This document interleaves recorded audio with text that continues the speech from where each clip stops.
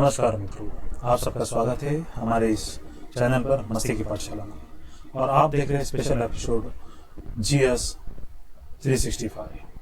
आज हम आपके सामने लेकर आए नया topic बशार Char Iceland and Rohingya के बारे में तो आपने पढ़ा ही होगा। ठीक है, ये इनको मोस्ट प्रोसिक्यूटेड कम्युनिटी कहा जाता है। ठीक है, बशार चार आइसलैंड ये टॉपिक जो है आपके ज्योग्राफी सेक्शन का है, मैप पॉइंटिंग में आता है, MCQ के लिए काफ़ी इंपॉर्टेंट है, plus international issues, humanitarian issues के अंदर इसका जो है समावेश है। ये उसी के अंदर है और आपके mains exam point of view के लिए भी काफ़ी इंपॉर्टेंट है। कोविड-19 के बीच में किस तरीके से रिफ्यूजीज स्ट्रगल कर रहे हैं और बाकी जो कंट्रीज है कैसे कैसे उनको टैकल कर रहे हैं, इसके बारे में ये है। तो आइए जानते हैं बशार चार आइसलैंड और रोहिंग्या के बारे में। ठीक है, बने रहिए मेरे साथ। मैं हूं आपका होस्ट PD रामकृष्णा। ठीक है,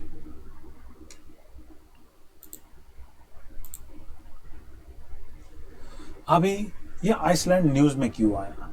क्योंकि बांग्लादेश ने कहा कि रोहिंग्याज जो रिफ्यूजीज म्यांमार से बांग्लादेश में आए थे वो ये आइसलैंड छोड़ नहीं सकते, ऐसा बांग्लादेश ने कहा। बांग्लादेश ने ये ऑफिशियल स्टेटमेंट दिया, इसी के कारण ये आइसलैंड फिर से न्यूज में आया। 2019 में इस आइलैंड पर सारे जो रिफ्यूजीज है उनको जबरन ट्रांसफर किया गया था, तब भी ये आइसलैंड न्यूज में था 2018 के अंत में और 19 के शुरुआत में। अभी ये 2020 में फिर से न्यूज में है। ठीक है, तो न्यूज में है तो आपके एग्जाम पॉइंट ऑफ व्यू में ये बहुत ही इंपॉर्टेंट है।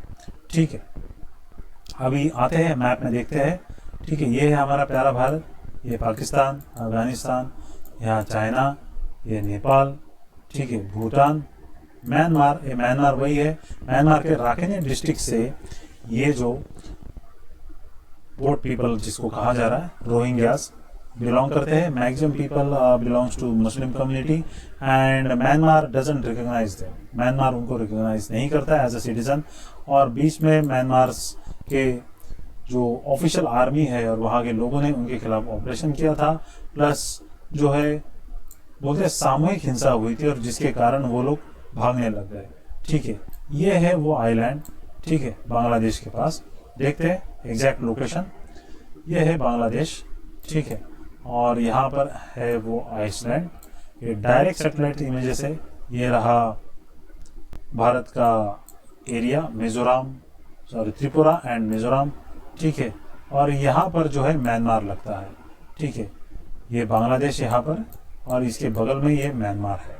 ठीक है, तो म्यांमार के राखाइन डिस्ट्रिक्ट यहाँ से शुरुआत होती है। ठीक है, यहाँ पर जो है मैक्सिमम रोहिंग्यास को रखा गया है। आप देख सकते हैं ये यहाँ से ब्रह्मपुत्र आती है, यहाँ से गंगा आती है, आगे जाके ये मेघना बन जाती है। ठीक है, और ये हमें देख सकता है कि बर्ड फुट डेल्टा है जो रिवर ने बनाया हुआ है। काफ़ी फ्रजाइल इकोलॉजिकल जोन है। ठीक है, और देख सकते हैं छोटे छोटे आइलैंड्स यहाँ पर बने हुए हैं।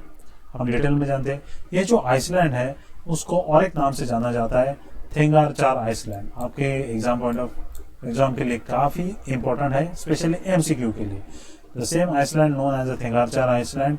This island is situated on the delta of river मेघना रिवर के माउथ पे सिचुएटेड है। मेघना रिवर ने जितना भी डिपॉजिट लेकर आए थे और अपने माउथ में वो सारा चीज जो है फ्रंटल लोड जो है उसको डिपॉजिट कर दिया है और उसकी वजह से आइसलैंड फॉर्मेशन हुआ है।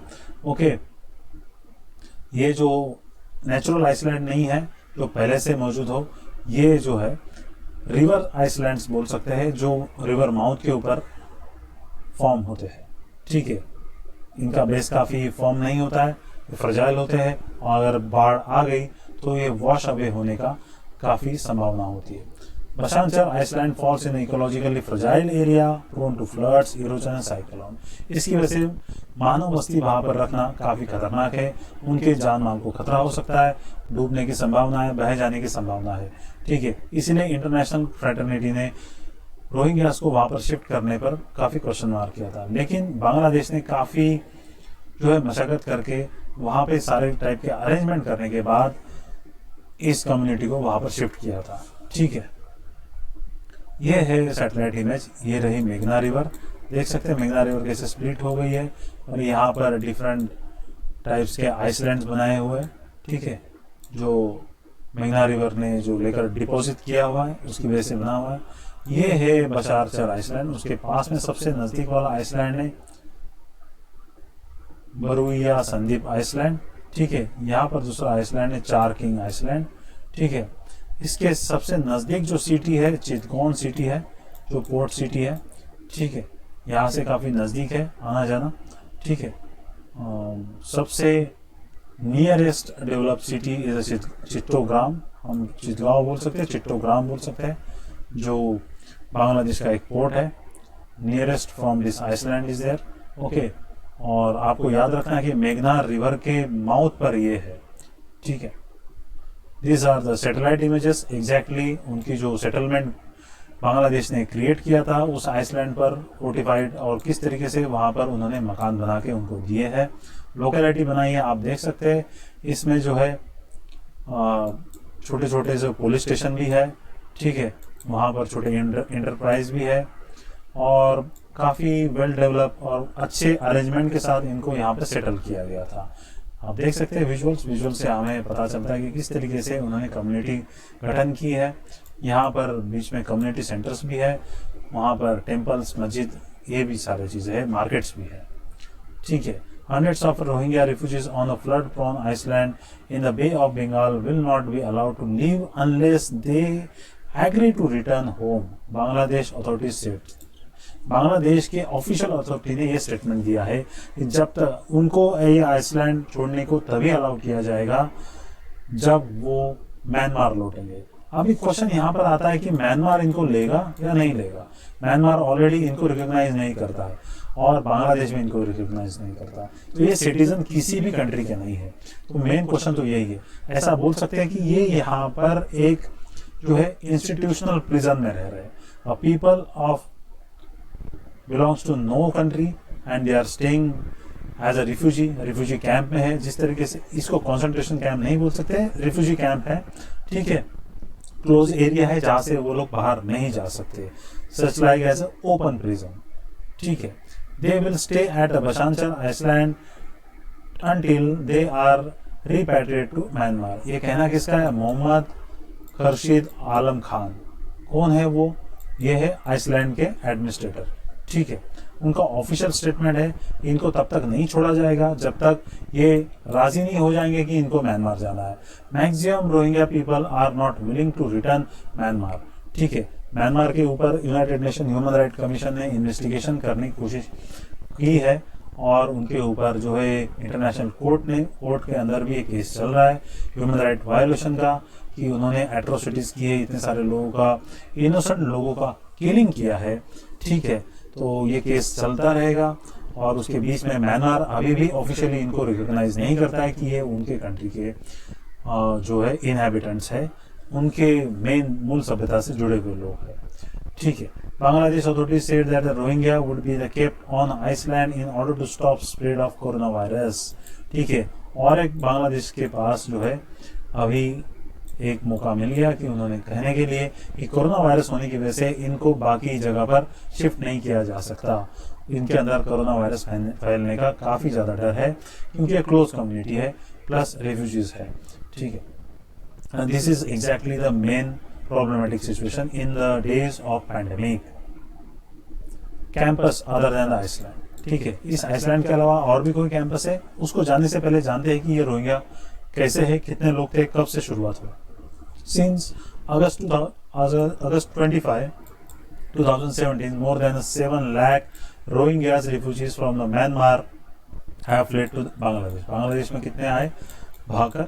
7 लाख के लोग। Rohingya refugees crisis is among the largest fastest movement for the people in recent history. अभी के रिसेंट हिस्ट्री में सबसे ज़्यादा जो लोग प्रोसिक्यूटेड हुए और अपने देश को, अपने रहने वाली जगह को छोड़कर भागने वाले लोगों में रोहिंग्यास का सबसे बड़ा पहला नंबर है। Rohingyas are the mostly Muslim community, they are the minority ethnic groups in the Buddhist majority Myanmar. Myanmar एक बुद्धिस्ट मेजोरिटी कंट्री है, वहाँ पर ये जो रोहिंग्याज है मुस्लिम कम्युनिटी है, माइनॉरिटी कंट्रीज है, and this people now not welcome in Myanmar are escaping what exactly United Nation has describe genocidal violence. ठीक है, यूनाइटेड नेशन ने उनके ऊपर जो अत्याचार हुए उनको एक मानवीय नरसंहार का जो है संज्ञा दी है। जीनोसाइड की जो है कैटेगरी में रखा हुआ, that follows the decades of persecution and human right abuses. Myanmar को इसके लिए समन भी किया गया था, इसके लिए जवाब भी पूछा गया था। ठीक है, today about the 8,60,000 stateless Rohingyas refugees. आज कितने हैं? आज की डेट में 8,60,000 है। Lives in the world largest and most densely populated refugee camp. दुनिया का सबसे बड़ा जो कैंप है जो रोहिंग्यास को रखता है, कुटपलांग कैंप। ठीक है ना, about half of the refugees are children. इसमें से सबसे बड़ी चिंता की बात है कि आधे से ज्यादा जो है बच्चे हैं। बहुत सारे बच्चों का वहीं पर जन्म हुआ है after they are becoming refugees. ठीक है, उन्होंने म्यांमार में सब कुछ खो दिया, सब कुछ छोड़ दिया और लोग भाग के आ गए। वो लोग क्यों भागे, क्यों बुद्धिस्ट लोगों ने उनके पीछे इस तरीके से कार्रवाई की, इसके पीछे बाकी लंबी स्टोरी है, बाकी अलग अलग पोस्टुलेटेड थियरीज है। म्यांमारीज कुछ अलग कहते हैं, रोहिंग्यास कुछ अलग कहते हैं, बांग्लादेश कुछ अलग कहता है, United Nation human right commission अलग कहते हैं, यूके एंड अदर कंट्रीज के ऑब्जर्वेटरी अलग कहते हैं। हम उस स्टोरी को बाद में कवर करेंगे। अभी फिलहाल ये जो आइसलैंड के बारे में देखते हैं। ठीक है, आइसलैंड की वजह से जो है Rohingyas people remain at the risk. ठीक है, आइसलैंड पे रहते हुए भी वो रिस्क में है and their future is uncertain because they are not belongs to any country, not even Bangladesh recognise them as a legal citizen and Myanmar is also not recognizing.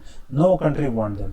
Even Bharat, and that is India, also denied them to be a refugee status. India is also saying that we will deport them back to the Myanmar. They are not here. If Rohingyas found in India, they will be termed as illegal intruders inside Indian territory because of certain kind of security concerns. Okay, उनके जो security बैकट्रैक है वो इतने अच्छे नहीं होने के कारण गवर्नमेंट ऑफ इंडिया ने भी उनको जो है इंटरटेन करने से मना कर दिया है। ठीक है, अब देखते हैं ये लोग किस तरीके से एक जगह से दूसरी जगह पलायन कर रहे थे। इनकी वजह से इनको रोहिंग्या बोट पीपल करके नाम पड़ा है। ये कटिंग है 30 मार्च 2017 का। UNHRC ऑफिस SCR ऑफिस है जिसका हेडक्वार्टर फिलीपाइंस में है, एशिया के लिए है। उन्होंने ये पब्लिश की हुई रिपोर्ट है। ठीक है, क्योंकि ये लोग जो है इस तरीके से बोट में बैठकर जो है म्यांमार छोड़ कर भागते थे।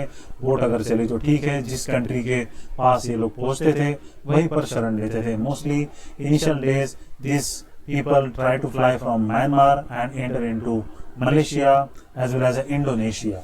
ओके, इंडोनेशिया और मलेशिया में जाने की इन्होंने बहुत कोशिश की क्योंकि सी जर्नी काफी प्रॉब्लमेटिक होती है, इसमें बहुत कम लोग जो है सर्वाइव करते हैं। ठीक है, बहुत सारे लोगों की इसके अंदर जान चली जाती है। तो इसके बीच में जैसे टेंशन बढ़ी, ये लोग सारे म्यांमार छोड़ के बांग्लादेश में एंटर कर गए, कुछ लोग इंडिया में भी आए। Around 40,000 Rohingyas refugees are living in India. Okay, तो इनका भविष्य काफी अधर में लटका हुआ है और काफी क्वेश्चनेबल है। बांग्लादेश ने जो टेम्पररी शरण दी है वो भी अभी उनको कैरी फॉरवर्ड पुल ऑन करने की कैपेसिटी में नहीं है क्योंकि इतनी बड़ी संख्या में ये लोग है। ये रिफ्यूजीज जो बने हैं रोहिंग्यास, वो कौन से कंट्री के सिटीजन बनेंगे, क्या म्यांमार उनको लेगा नहीं लेगा। यूनाइटेड नेशन में जो है और इंटरनेशनल कोर्ट के अंदर आर्बिट्रेशन के अंदर भी इसका केस चल रहा है। United Nation human right commission इसको संज्ञान में लिया हुआ है। देखते हैं आगे क्या होता है। केस तो चलता रहेगा लेकिन इनकी लोगों की लाइफ भी चलती रहेगी। जो फ्यूचर जनरेशन है, इनके जो बच्चे हैं, उनके साथ क्या होगा, कौन से कंट्री के ये नागरिक होंगे, ये तो आने वाला वक्त ही बताएगा। ठीक है, इसी के साथ मैं आपको धन्यवाद देता हूँ ये सेशन देखने के लिए।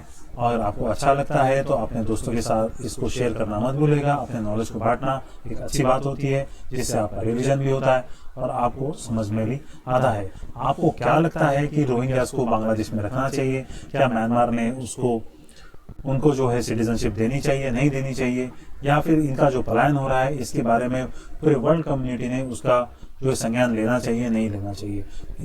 पूरे वर्ल्ड विश्व में 53 मुस्लिम कंट्रीज है, क्या मुस्लिम कंट्रीज ने इनके लिए कुछ कार्रवाई करनी चाहिए, उनको असिस्टेंस देना चाहिए। Bangladesh itself is Islamic country, क्या वो जो है बांग्लादेश इनको सही तरीके से तवज्जो देगा, नहीं देगा, क्यों ऐसे कर रहा है, इसके बारे में आपके विचार क्या है ये कमेंट सेक्शन में पक्का लिखिएगा। ठीक है, ये टॉपिक काफ़ी इंपॉर्टेंट है आपके एग्जाम पॉइंट ऑफ व्यू से लिए। ठीक है, इसी की तरह before going I just wanted to remind all of you that please don't forget to like, share, comment and subscribe. Okay, your suggestions are welcome. Okay, आपके सजेशन हमारे लिए बहुत बहुत इम्पोर्टेंट है। प्लीज़ आप लाइक, शेयर, कमेंट और subscribe कीजिएगा।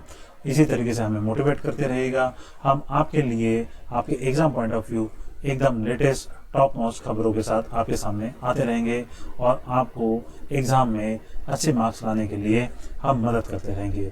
आपके सक्सेस में हमारी सक्सेस है, आपके प्रोग्रेस में पूरे कंट्री की प्रोग्रेस है। इसी के साथ मैं विदा लेता हूँ। ठीक है, stay home, stay safe, keep learning, keep growing, stay cool and be successful. ठीक है, जय हिंद, जय भारत।